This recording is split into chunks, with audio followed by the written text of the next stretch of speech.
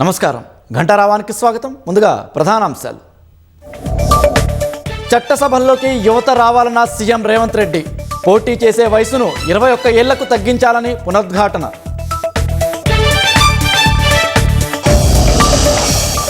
కేంద్ర విద్యాశాఖ మంత్రిగా ప్రహ్లాద్ జోషి బాధ్యతలు. అంకిత భావంతో పనిచేస్తానని వెల్లడి.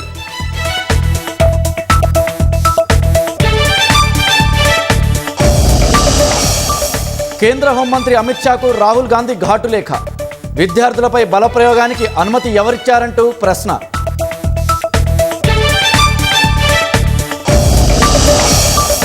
భవిష్యత్తులో ఎన్నికల్లో పోటీ చేయబోనన్న కర్ణాటక మాజీ సీఎం. రాజకీయాలు అవినీతిమయమయ్యాయని ఘాటు వ్యాఖ్య.